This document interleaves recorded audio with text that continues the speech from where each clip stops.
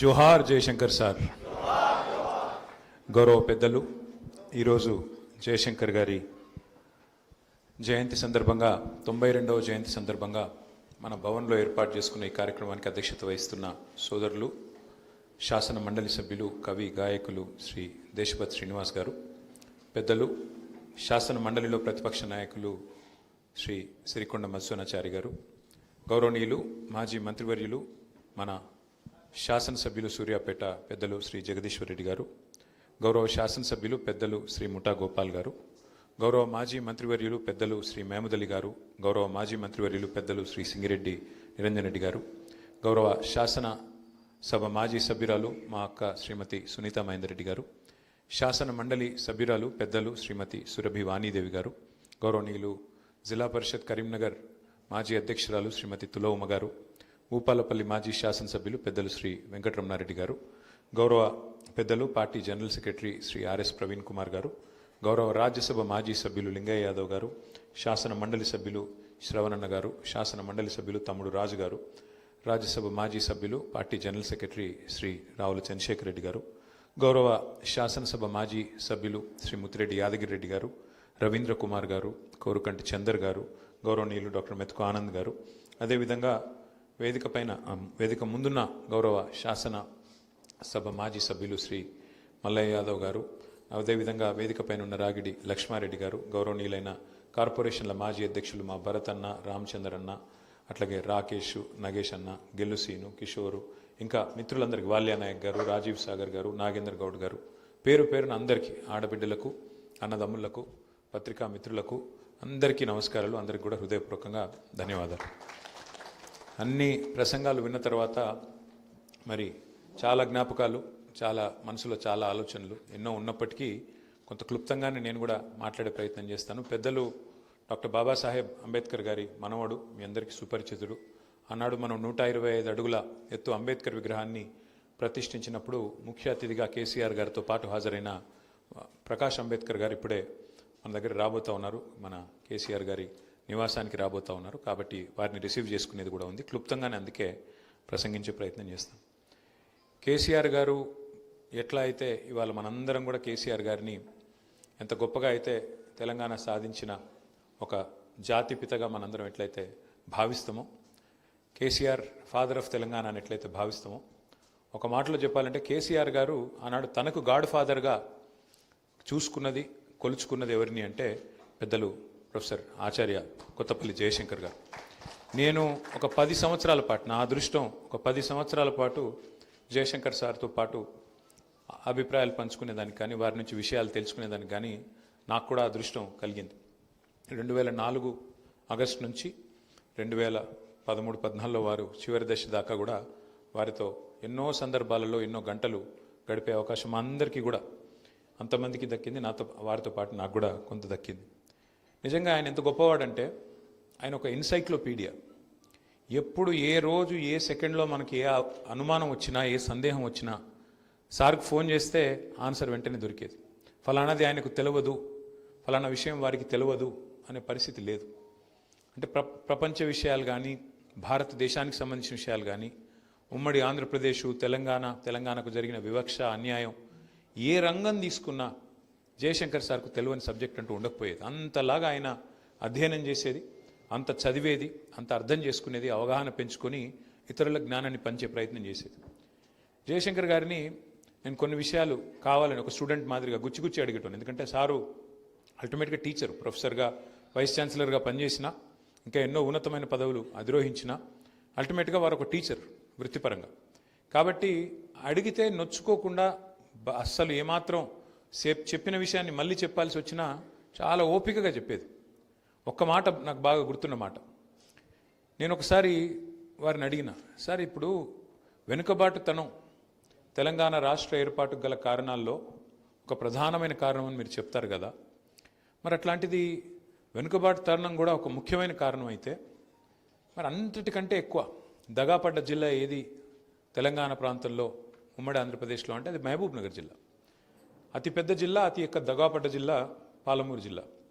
మరి అలాంటి మహబూబ్ నగర్లో ఉద్యమం చాలా ఉచ్చ స్థాయిలో, పై స్థాయిలో, పతాక స్థాయిలో ఉండాలి కదా. అప్పుడు నేను చెప్పేది 5, 6, 4 ఆ ప్రాంతంలో. మరి ఎందుకు మనం 6 సీట్లలో పోటీ చేస్తే ఒకటే గెలిచినాము, ఎందుకు పోయినాయి సార్ అని 2004లో వారిని అడిగిన నేను. అడిగితే వారు ఒక గొప్ప మాట చెప్పినారు, నాకు ఇంకా ఈరోజు కూడా గుర్తుంది. వారు ఏమన్నారంటే నన్ను రాము అని పిలిచేది. రాము, ఒకటి గుర్తుపెట్టుకో, నువ్వు ఇది మనుషులకి, వర్గాలకి, సమాజానికి, రాష్ట్రాలకి, దేశాలకు అన్నిటికీ ఇదే రకమైన ఒక సోషియలాజికల్ ఎవల్యూషన్ ఉంటుంది. ప్రతి మనిషి సహజ సిద్ధంగా కోరుకునేది ఏంటి అంటే మొదలు సెల్ఫ్ సఫిషియన్సీ, అంటే స్వయం సమృద్ధి సాధించడం. సాయంత్రం నాకు బువ్వ ఎక్కడి నుంచి తెచ్చుకోవాలి, నా భార్య పిల్లలకు తిండి ఇడికెళ్ళి పెట్టాలి, నేను ఎట్లా బతకాలి, మొదలు ఆలోచించేది ఎవరైనా గది. ఏం ఉద్యోగం చేయాలి, ఏం చేయాలి, ఎట్లా తనలాడాలి, ఇంటోళ్ళని ఎట్లా కాపాడుకోవాలి, నేను నా కుటుంబాన్ని ఎట్లా పోషించుకోవాలి. ఫస్ట్ సెల్ఫ్ సఫిషియన్సీ అనేది ఇంపార్టెంట్. సెల్ఫ్ సఫిషియన్సీ అనే స్టేజ్ దాటిందనుకోండి, వచ్చిందనుకోండి, నీకు ఇక తిండికి డోకలేదు, 3 పూటలకు డోకలేదు, వచ్చే నెల రోజులకు డోకలేదు అనుకుంటే, లేదా వచ్చే సంవత్సరం డోకలేదు అనుకుంటే, నెక్స్ట్ వచ్చేది స్టేజ్ ఏంటి అంటే పరిణామ క్రమంలో సెల్ఫ్ రెస్పెక్ట్, ఆత్మగౌరవం. అరే నన్ను మనిషి తిరిగిన చూస్తలేరు, ఏం సంగతి, నేను గల్లబడతలేనా, నేను గాన రాకుండా ఉన్నానా అని చెప్పి సెల్ఫ్ రెస్పెక్ట్ గురించి ఆరాటం పెరుగుతుంది. 3వ దశ ఏంటి అంటే ఆ సెల్ఫ్ రెస్పెక్ట్ అనేది కూడా వచ్చిందనుకో, 3వ దశ సెల్ఫ్ రూల్, స్వయం పాలన. మా రాష్ట్రాన్ని మేము పరిపాలించుకోలేమా, మా ప్రాంతాన్ని మేము పరిపాలించుకోలేమా, మాకేం తెలివి తక్కువ ఉందా, వనరులు తక్కువ ఉన్నాయా, మాకు లీడర్షిప్ కేపబిలిటీస్ లేవా అనే పరిస్థితి వస్తుంది. ఈ 3 దశల్లో మీరు చెప్పిన కరీంనగర్ కానీ వరంగల్ కానీ నీళ్లు రావడం వల్ల, గోదావరి నీళ్ళు రావడం వల్ల వాళ్ళు కొంత ముంగటున్నారు, సెల్ఫ్ సఫిషియన్సీ అనే స్టేట్ దాటినరు. అందుకే సెల్ఫ్ రెస్పెక్ట్ అనే మూమెంట్లో వాళ్ళు ముంగట ఉన్నారు, వాళ్ళు ముందరవాడి కొట్లాడుతున్నారు. కొద్దిగా అక్కడ నీకు ఎక్కువ కనబడుతుంది రెస్పాన్సు.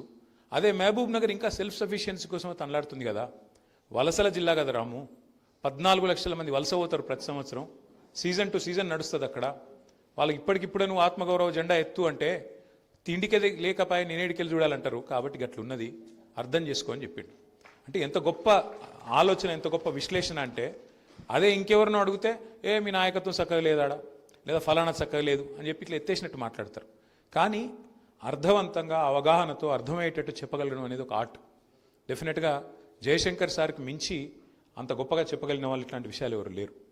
2వ మాట ఆయన పదే పదే చెప్పేది, ఉప ఎన్నికలకు కేసీఆర్ గారు ఒకసారి కాదు ఎన్నిసార్లు ఉప ఎన్నికలు వచ్చినాయంటే, ఆ రోజుల్లో ఎన్నిసార్లు రాజీనామా చేసిందంటే తెలంగాణ రాష్ట్ర సమితి అనే పార్టీ పెట్టిన తర్వాత కేసీఆర్ గారు, మీకు తెలుసు తెలంగాణ రాష్ట్ర సమితి అనే పార్టీ పుట్టడమే పదవీ త్యాగంతో పుట్టింది. డిప్యూటీ స్పీకర్ పదవికి, శాసనసభ్యత్వానికి రాజీనామా చేసి ఉప ఎన్నికను అనివార్యం చేసి ఉప ఎన్నికను ఆహ్వానించి అందులోంచి ప్రజాశక్తిని దేశం మొత్తానికి చూపెట్టింది కేసీఆర్ గారి నాయకత్వం. కానీ రాజీనామాలు రిపీటెడ్గా అవుతూ ఉన్నాయి. 2006లో, 2008లో అయినప్పుడు నేను అడిగిన సార్ని, సార్ రెండోసారి ముఖ్యంగా 2008లో రాజీనామా చేసినప్పుడు కేసీఆర్ గారు, నేను జయశంకర్ సార్తో కొద్దిసేపు వాదం పెట్టుకున్నా. మళ్ళీ ఎందుకు రాజీనామా చేయాలి సార్, మొన్ననే చేస్తాం కదా 2006లో, సార్ ఎందుకు చేయాలి కేసీఆర్ సారు అన్న. అంటే ఆయన గొప్ప మాట అన్నాడు, గుర్తుపెట్టుకో రాము, ఉద్యమానికి 3 పార్శ్వాలు ఉంటాయి.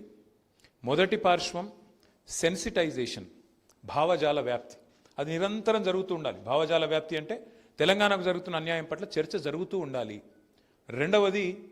రెండవ దశ, రెండవ పార్శ్వం యాజిటేషన్, ఆందోళనాపథం. ఎప్పుడు సందర్భం వస్తే ఎప్పుడైనా, ఇప్పుడు ఉదాహరణ కిందాక పెద్దలు చెప్పినట్టు నిరంజన్ రెడ్డి గారు, నాగార్జున సాగర్ ఎడమ కాలువ మీదనేమో లిఫ్టులు మన రైతులు మెయింటైన్ చేయాలి, కుడి కాలువ మీద మాత్రం ప్రభుత్వం మెయింటైన్ చేయాల్సి వస్తుంది అన్నప్పుడు కోదాడ నుంచి హాలియా దాకా ఆ రోజు కేసీఆర్ గారు పాదయాత్ర చేయడం జరిగింది.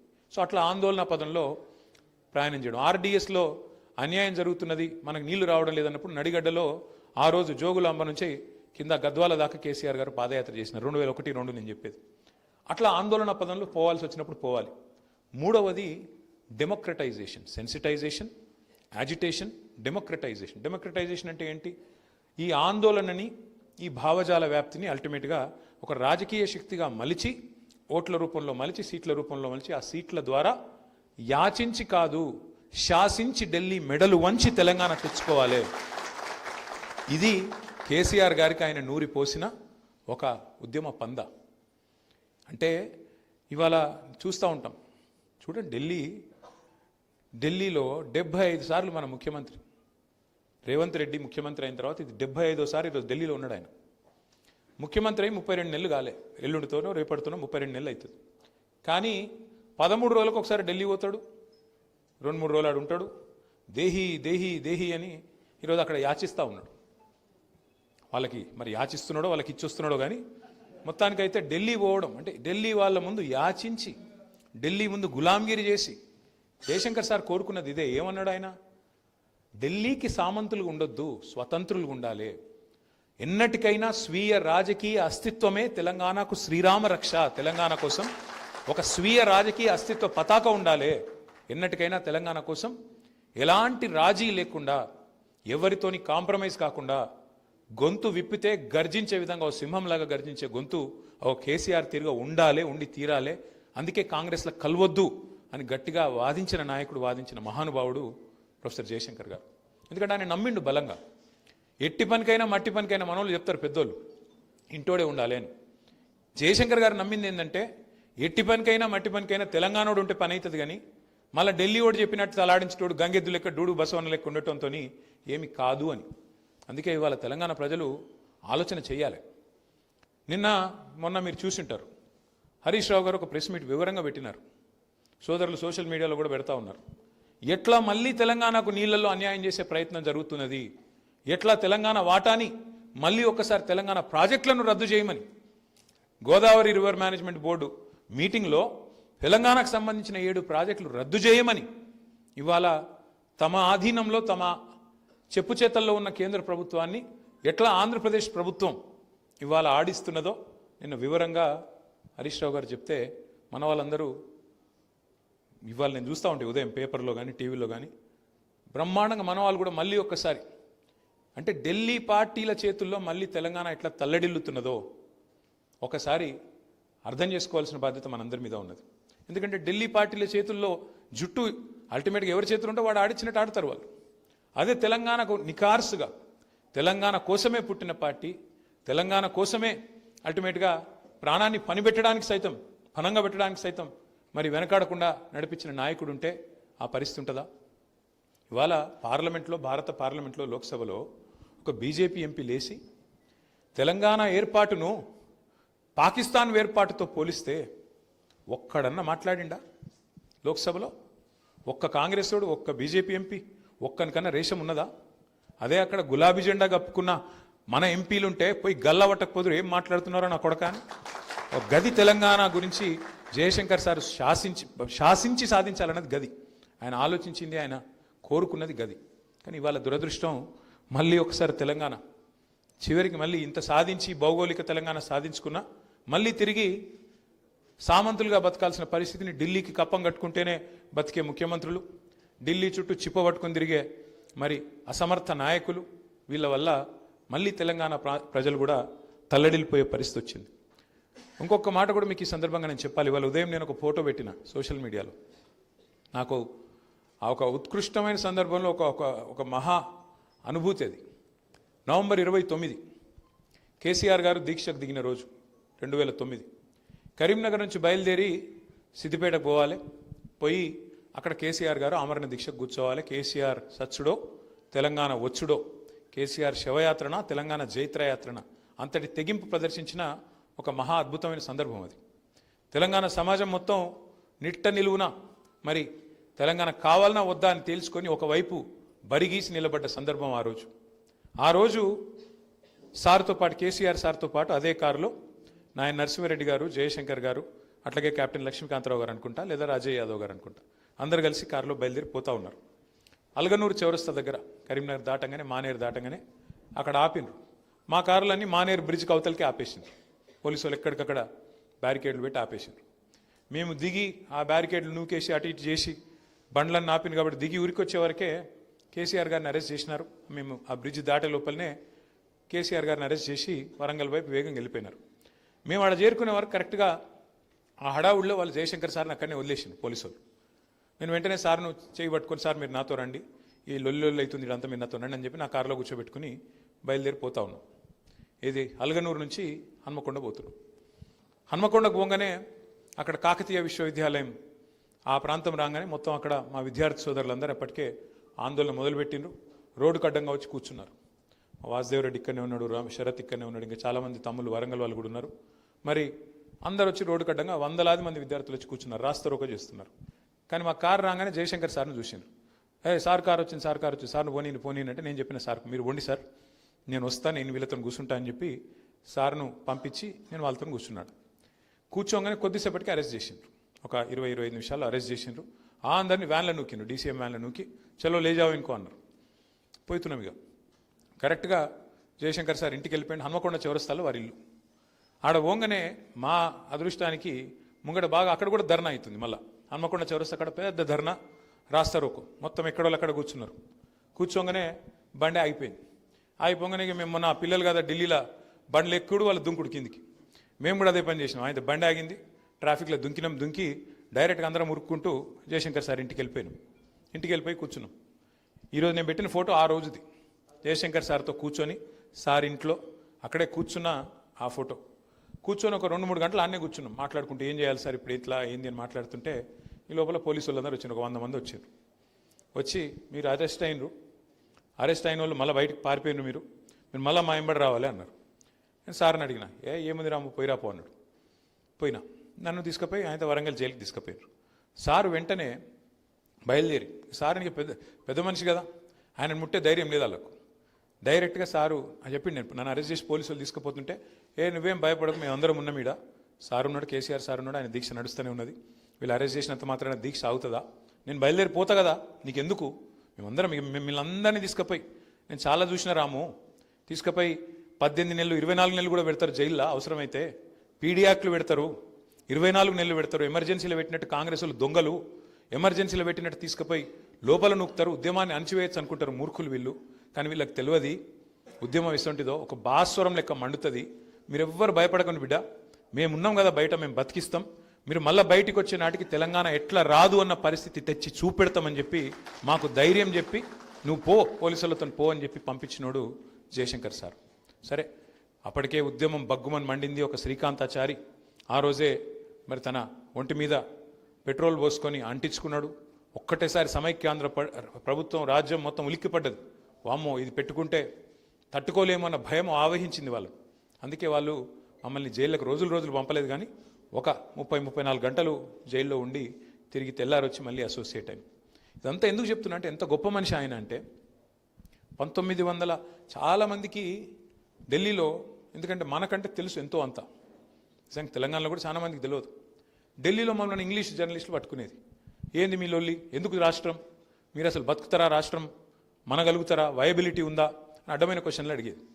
అడిగితే జయశంకర్ సార్ ఎంత బ్యూటిఫుల్గా చెప్పేదంటే, we are not fighting for a new state, we are fighting to restore a state that existed separately for 8 years. 8 ఏళ్ళు స్వతంత్ర ప్రతిపత్తి కలిగిన ఒక రాష్ట్రంగా, వయబుల్ రాష్ట్రంగా, సర్ప్లస్ రాష్ట్రంగా, ఒక ధనిక రాష్ట్రంగా, సంపద కలిగిన రాష్ట్రంగా ఉన్న ఒక రాష్ట్రాన్ని తిరిగి పునరుద్ధరించుకోవడానికి మేము కొట్లాడుతున్నాం తప్ప కొత్తగా కొట్లాడతలేమరా నాయన అంటే వాళ్ళకి తెలియదు చరిత్ర. 1948 నుంచి 56 వరకు తెలంగాణ హైదరాబాద్ స్టేట్ రూపంలో ఒక ప్రత్యేక రాష్ట్రంగా ఉన్న విషయం వాళ్ళకి తెలియదు. ఇది చెప్పేది జయశంకర్ సార్ పదే. జయశంకర్ సార్ చెప్పేది, అయ్యా మీకు తెలియదు, 1952లోనే ఫజల్ అలీ గారు, justice Fazal Ali supreme court judge, ఆయన మొదటి రాష్ట్రాల పునర్విభజన కమిషన్కు చైర్మన్గా ఈ హైదరాబాద్ రాష్ట్రాన్ని ప్రత్యేకంగానే ఉంచండి, దీన్ని కలపకండి అని సిఫారసు చేసిండు అని రిపోర్ట్ ఇచ్చేది. అది కూడా వాళ్ళకి అర్థం కాకపోతే ఆయన చెప్పేది ఆ రోజుల్లోనే, అయ్యా మీరు అనుకుంటున్నట్టు ఇది భాషా ప్రయుక్త రాష్ట్రం కోసం ఇక్కడేం ఆందోళన జరగలేదు, ఆ భాషా ప్రయుక్త రాష్ట్రం కాదు, తెలుగు వాళ్ళకు ఒక రాష్ట్రం ఉండాలి, మేము తెలుగు వాళ్ళం వేడిపోతామని చెప్పి ఆంధ్రులు ఆనాడు పొట్టి శ్రీరాములు గారి నాయకత్వంలో మద్రాసు రాష్ట్రం నుంచి వేరుపడేందుకు చేసిన పోరాటం అయ్యా, దానికి మాకు సంబంధం లేదు అని డాక్యుమెంటరీ ఎవిడెన్స్తో సహా చూపెట్టేది. ఎవరైనా వయబిలిటీ అంటే 1953 లెక్కలు, 56 నాడు రాష్ట్రం వేరుపడ్డ నాడు ఎట్లా ఆంధ్రప్రదేశ్కి ఆనాడు రాజధాని లేక కర్నూలులో తాత్కాలిక రాజధాని ఏర్పాటు చేసుకొని గుడారాల్లో సెక్రటేరియట్లు, గుడారాల్లో ఆఫీసులు నడుపుకున్న పరిస్థితి గురించి వివరించి చెప్పేది. అంటే ఎంత గొప్పగా చెప్పేదంటే జయశంకర్ సార్, ఇప్పుడు నేను చెప్పలేకపోతున్నా కానీ ఏ కారణం చేత అసలు ఆంధ్ర తెలంగాణను కలిపినరు, కమ్యూనిస్టుల ప్రభావం పెరగవద్దు, విజయవాడలో కమ్యూనిస్టులు ఆ రోజు ఒక ప్రధానమైన రాజకీయ పక్షంగా ఎదుగుతున్నారని చెప్పి కాంగ్రెస్ నాయకత్వం, మరి ఆనాటి పండిత్ జవహర్లాల్ నెహ్రూ కానీ అప్పటి మరి కాంగ్రెస్ నాయకులు కానీ అందరూ కూడబలుక్కొని విజయవాడ కేంద్రంగా ఆ రోజు కమ్యూనిస్టు యోధులు, ముఖ్యంగా ఈ సూర్యాపేట, నల్లగొండ, ఖమ్మము, విజయవాడ ఆ ప్రాంతం మొత్తంలో కూడా కమ్యూనిజం బలంగా ఉన్న పరిస్థితుల్లో, సాయుధ పోరాటం అప్పుడే తెలంగాణలో జరిగిన పరిస్థితుల్లో మరి కమ్యూనిస్టుల ప్రభావం పెరుగుతుంది, దీన్ని అడ్డుకట్ట వేయాలని చెప్పి కూడా అదొక కారణం అని చెప్పి జయశంకర్ సారు రాజకీయంగా సామాజికంగా చరిత్రని ఎన్ని కోణాల నుంచి విశ్లేషించేది, ఎన్ని కోణాల నుంచి సృష్టించేదంటే ఇవాళ మనం తలుచుకుంటే ఎంత తలుచుకున్నా తక్కువనే. అట్లాగే చాలామంది కొన్ని అపోహలు ఉంటాయి. రాజకీయ నిరుద్యోగులు, రాజకీయ నాయకులు 1969లో ప్రారంభించినారు తెలంగాణ ఉద్యమాన్ని కొన్ని అపోహలు ఉంటాయి. చెన్నారెడ్డి గారి పేరు చెప్తూ ఉంటారు. చెన్నారెడ్డి గారు వాడుకొని చివరికి ఆయన మళ్ళీ పోయి కాంగ్రెస్లో చేరినాడని చెప్తూ ఉంటారు. కానీ జయశంకర్ సార్ మాకు చెప్పేది చెన్నారెడ్డి తప్పేం లేదయ్యా. చెన్నారెడ్డి నిజానికి తెలంగాణ ఉద్యమంలో ఆ రోజు ముందు రాలేదు. 68, 69లో ఖమ్మంలో ప్రారంభమైంది విద్యార్థులు, ఉద్యోగుల వల్ల. తర్వాత కొంతమంది కవులు పాటలు రాసినారు. రావోయి రావోయి మర్రి చెన్నారెడ్డి, ఇకనైనా రావేమి వెర్రి చెన్నారెడ్డి అని చెప్పి ఆయన మీద కవులు పాటలు కూడా రాసినారు. రావయ్య బాబు ఇంకెప్పుడు వస్తావని. అప్పుడు మల్లికార్జున్ గారు ఇంకా ఇతర పెద్దలు అందరూ వచ్చిన తర్వాత చెన్నారెడ్డి గారు వచ్చింది. చెన్నారెడ్డి వచ్చినాక పెద్ద స్టాల్ పట్టు కాబట్టి ఒక ఊపు వచ్చింది. కానీ పాపం చెన్నారెడ్డి తప్పేం లేదు. ఆ రోజు చండశాసనంగా ఉండేది కాంగ్రెస్ ప్రభుత్వం ఢిల్లీలో. వాళ్ళు తొక్కిపారేసినారు ఉద్యమాన్ని, ప్రజాస్వామిక ఆకాంక్షని అని చెప్పి చెన్నారెడ్డి గారి మీద కూడా బదనాం ఎవరైనా చేయబోతే ఆపేది జయశంకర్ గారు. ఎందుకంటే ఆయన బాధ చెన్నారెడ్డో కేసీఆరో కాదు, తెలంగాణ వాళ్ళు బదనాం కావద్దు, తెలంగాణ పోరాటం చేసిన వాళ్ళు తెలంగాణ నాయకులను, ఎందుకంటే మాటి మాటికి మనకు మలినం చేసి మనకు ఏదో రకంగా బదనాం చేసి మనోళ్ళని చిన్నగా చేస్తారు అనేది ఆయన బాధ. మనోళ్ళని చిన్నగా చేయనీయద్దు చాలామంది అనేది ఆయన జయశంకర్ గారిని. ఎందుకు మీరు కేసీఆర్ గారిని అంత నమ్ముతారు అని ఆయన ఎప్పుడు అనేది ఒక మాట. కేసీఆర్కు మించి దక్షత, కమిట్మెంటు, కేసీఆర్కు మించి తెలంగాణ సాధించే విషయంలో మొండితనం ఉన్న నాయకుడిని ఒక్కని చూపెట్టండా నేను మీ ఎంబడి నడుస్తా అని చెప్పారు. ఆయన మొహమాటం కూడా పడేది కాదు. దేవేంద్ర గౌడ్ గారు పార్టీ పెట్టారు. చాలామంది వద్దన్నారు జయశంకర్ సార్, మీరు పోవద్దు సార్, మీరు కేసీఆర్ గారితో అసోసియేట్ అయి ఉన్నారు, పోవద్దు అంటే ఆయన ఒక మాట చెప్పిండు. ఎన్ని పార్టీలు వస్తే అంత మంచిదే, ఏం కాదు, తెలంగాణ రాష్ట్రం రావాలి. ఆ రాష్ట్రం వచ్చే క్రమంలో నేను చెప్పి వస్తా, వాళ్ళకు నేను చెప్పి వస్తా. ఏమని? దేవేంద్ర గౌడ్ సాబ్ కూడా చెప్తా, స్పర్ధ లేకుండా పనిచేయండి, సమాంతరంగా పనిచేయండి, ఒకరితోనొకరు కలహించుకోకండి. ఎవరు చేసినా అల్టిమేట్గా మీరు అందరూ కోరుతున్న తెలంగాణనే కదా. ఇప్పుడు హైదరాబాద్కి వెళ్ళి బయలుదేరి ఢిల్లీ పోవాలంటే నాగ్పూర్ మీదకి వెళ్ళి పోవచ్చు, బొంబాయి మీదకి వెళ్ళి కూడా పోవచ్చు. ఎటుకెళ్ళిపోయినా మన లక్ష్యం అదే కదా. మీకు తాత్కాలికంగా భావ సారూప్యత లేకపోవచ్చు, కానీ ధ్యేయ సారూప్యత ఉండాలి, లక్ష్య సారూప్యత ఉండాలి. అది ఉన్నంత కాలం ఎవరినైనా సరే మనం ఎంకరేజ్ చేయాలి అని బలంగా వాదించేది ప్రొఫెసర్ జయశంకర్ గారు. ఇట్లా చెప్పుకుంటూ పోతే ఎన్నో ఉన్నాయి. అనుమానాస్పదంగా ఎవరైనా మాట్లాడితే తెలంగాణ ఉంటుందా సార్, ఇప్పుడైతే నిలుస్తుందా సార్, వయబిలిటీ ఉంటుందా సార్ అంటే ఒకటే మాట అనేది. ఒకనాడు 1948లో సర్ప్లస్ స్టేట్, 56లో సర్ప్లస్ స్టేట్, 69లో బీపీఆర్ విఠల్ గారని ఒక ఐఏఎస్ అధికారి, సంజయ్ బారు గారి తండ్రి, ఆయన రాసిన పుస్తకం చూపెట్టది తెలంగాణ సర్ప్లస్ కేస్ స్టడీ అనేది. తర్వాత మళ్ళీ 2001లో అదే బీపీఆర్ విఠల్ గారు మళ్ళొక కేస్ స్టడీ రాసినారు, Telangana still surplus. Telangana surplus అని 69లో రాసిన విఠల్ గారు మళ్ళీ 2001లో రాసిన మాట తెలంగాణ స్టిల్ సర్ప్లస్. ఇవన్నీ చూపెట్టి జయశంకర్ గారు ఇట్లా పుస్తకాలు ముంగట కొట్టి చెప్పేది, అయ్యా నేను చెప్తలేను, ఎకానమిస్టులు చెప్తున్నారు, చూడండి, నేర్చుకోండి, తెలంగాణ సమృద్ధిగా ఉన్న రాష్ట్రం అని చెప్పేది. ఇవాళ మొత్తం నిజంగా చెప్పాలంటే సమృద్ధిగా ఉన్న రాష్ట్రం ఇది. నీళ్లు, నిధులు, నియామకాలు అన్ని పుష్కలంగా ఉన్న రాష్ట్రం. నీళ్లు పుష్కలంగా ఉన్నాయి, కానీ పాలమూరు పంపులు ఆన్ చేయడు ముఖ్యమంత్రి, కన్నెపల్లి పంపులు ఆన్ చేయడు. ఎందుకు? మనకేమో గురువు జయశంకర్ గారు, ఆయనకేమో గురువు పక్క రాష్ట్ర ముఖ్యమంత్రి. పక్క రాష్ట్ర ముఖ్యమంత్రి గారు ఏం చెప్తే ఆయనకు అంత వాడడం తప్ప ఆయనకు ఇంకోటి తెలియదు ఈ ముఖ్యమంత్రి గారికి. తెలంగాణ ప్రయోజనాలు కానీ కనీసం జై తెలంగాణ అనడానికి కూడా మనసొప్పది ముఖ్యమంత్రికి. అట్లాంటి దౌర్భాగ్య పరిస్థితి వాళ్ళ తెలంగాణలో ఉండడం అనేది మనకెంతో బాధాకరం. రెండవది నిధులు మొత్తం ఢిల్లీకి ఇచ్చి రావడమే కదా.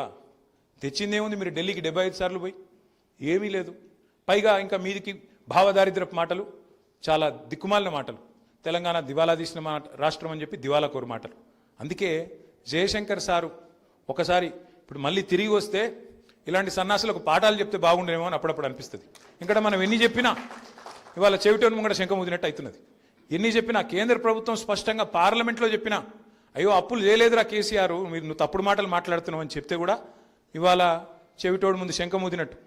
3,50,000 కోట్ల అప్పులు కేసీఆర్ దిగిపోయినాడు. మొత్తం కేసీఆర్ ప్రభుత్వం చేసిన అప్పు 2,80,000 కోట్లేరని ఆయన అని కేంద్ర ప్రభుత్వం ఆర్బీఐ లెక్కల ఆధారంగా చెప్తే కూడా కాదు 8 లక్షలు, 15 వేలు, 9 లక్షలు, 12 లక్షలు, నోటికి ఎంత వస్తే అంత సొల్లు పురాణం. అందుకే అప్పుడప్పుడు అనిపిస్తుంది ఇట్లాంటి సన్నాసులకు జయశంకర్ సార్ ట్యూషన్ చెప్తే కనీసం సిగ్గు తెచ్చుకుంటుండే కొద్దిగా అని అప్పుడప్పుడు అనిపిస్తుంది. ఇక కొంతమందిగా సిగ్గుమాలిన మాటలు మా జగదీశ్ కరెక్ట్గా చెప్పిండు. నిన్నగాక మన ముఖ్యమంత్రి అంటాడు, తెలంగాణలో అంటే ఇద్దరే మేధావులట. ఒక ఆయనట జైపాల్ రెడ్డి అట, జీవితంలో అయినాడు జై తెలంగాణ ఆయన జైపాల్ రెడ్డి మేధావట. ఇంకొక ఆయన కేశవరావు అట. ఇక గది పరిస్థితి ఇవ్వాలి. మరి జయశంకర్ ఎడవాయే, విద్యాసాగర్ రావు ఎడవాయే, ఎంతమంది ఉన్నారు మేధావులు? ఒకరికి ఇద్దరు కాదు కదా బుద్ధిజీవులు, ఎంతో మంది ఉన్నారు. పోనీ మా ఊళ్ళో పేర్లు చెప్పకపోతే అందుకు నీకు మనసు ఒప్పకపోదు. మరి కోదండరాంకి ఏమైంది? ఆయన నీతోనే ఉన్నాడు కదా, ఆయన పేరైనా చెప్పకపోతే ఇప్పుడు ఆయన చెప్పుకోవట్టే ఏం కావాలి ఇప్పుడు కోదండరామ్ గారు? ఇంకా వేరే వాళ్ళు సెల్ఫ్ స్టైల్డ్ ఇంటెలెక్చువల్స్ వాళ్ళేం కావాలి? అంటే ఇంత భావదారిద్ర్యం పనికిరాదు ముఖ్యమంత్రి గారు. తెలంగాణ వాళ్ళ గొప్పతనాన్ని కూడా గుర్తించడానికి, గౌరవించడానికి సంస్కారం నీకు లేకపోతే నువ్వెట్లా ముఖ్యమంత్రి అవుతావు? తెలంగాణ సమాజానికి బాధ ఎక్కడ అనిపిస్తుంది అంటే నియామకాలు పిల్లలు కొట్లాడుతూ ఉన్నారు ఇవాళ.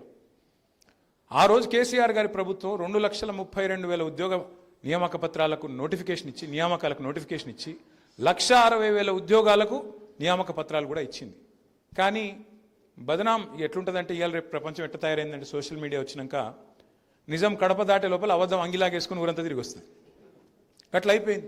ఉద్యోగాలు ఇయ్యలే అని చెప్పి మొత్తం పిల్లగానే రెచ్చగొట్టిండ్రు. 2 ఉద్యోగాలు ఉడగొట్టుర్రి. కేసీఆర్ కేటీఆర్ ఇద్దరు ఉద్యోగం ఉడగొట్టుర్రి. మీకు మొదటి సంవత్సరంలో 2 లక్షల ఉద్యోగాలు ఇస్తా అని చెప్పి ఆశ పెట్టిపోయిండు అశోక్ నగర్లో రాహుల్ గాంధీ. ఇవాళ మరి ముఖ్యమంత్రి గారు చెప్పాలా, రాహుల్ గాంధీ చెప్పాలా? ఎందుకు ఇస్తలేవు మరి ఉద్యోగాలు? ఇప్పటి వరకు 2.5 సంవత్సరాలు అయిపోతే 10,000 ఉద్యోగాలు కూడా ఇవ్వలేకపోయిందని ఈ ప్రభుత్వం. వాళ్ళని జయశంకర్ సార్ చూస్తలేడు అనుకుంటున్నారు. ఇదాన్ని నీళ్లు, నిధులు, నియామకాలు సమృద్ధిగా ఉన్నా, అంగట్లో అన్నీ ఉన్నా, అల్లుడి నోట్లో శని అన్నట్టు ముఖ్యమంత్రి కాంగ్రెస్ వాడు కావడం, కాంగ్రెస్ అనే ముదనష్టపు పార్టీ, దేశమంతా వదిలించుకున్న దరిద్రం కాంగ్రెస్. కానీ మనోళ్ళు తెచ్చి ఆయనతో పొరపాటున నెత్తి మీద రుద్దుకున్నారు. మరి ఆ దరిద్రానికి జయశంకర్ సార్ ఎప్పుడు చెప్పేది కాంగ్రెస్ గురించి, తెలంగాణకు నెంబర్ 1 విలన్, తెలంగాణకు శాశ్వత శత్రువు కాంగ్రెస్ అనే మాట నేనో లేకపోతే ఇంకొకరో చెప్పడం కాదు, జయశంకర్ సార్ నొక్కి వక్కానించేది. ఒక తరం కాదయ్యా, 3 తరాలను ముంచిండ్రు వీళ్ళు, దుర్మార్గులు వీళ్ళు. జవహర్లాల్ నెహ్రూ టు సోనియా గాంధీ దుర్మార్గులు, ఈ పార్టీ దుర్మార్గ పార్టీ అని చెప్పి పదే మాకు నూరిపోసింది జయశంకర్ గారు. అందుకే వారి ఆశయ సాధన కోసం, తిరిగి తెలంగాణను పట్టాలెక్కించడం కోసం, వారి మానస పుత్రిక అయిన తెలంగాణను మళ్ళీ తిరిగి తెలంగాణ సాధించిన నాయకుడు కేసీఆర్ గారి చేతిలో పెట్టడం కోసం మనందరం కష్టపడడమే జయశంకర్ సార్కు మనం ఇచ్చే నిజమైన నివాళి, వారికి మనం ఇచ్చే నిజమైన గౌరవం అవుతుందని చెప్పి కూడా మళ్ళీ ఒకసారి తెలియజేసుకుంటూ, నాకు ఇంకా కొంతమంది సీనియర్లందరికీ నేరుగా మేము ప్రకాష్ అంబేద్కర్ గారి దగ్గరికి వెళ్ళాలి, దయచేసి మాకు వెళ్ళడానికి అనుమతి ఇవ్వాల్సిందిగా కోరుతూ, మా భరత్ అన్నకు మిగతా అన్నలందరికీ కూడా పేరు నమస్కారం. జై తెలంగాణ. సిరికొండ మత్స్యనాచార్య.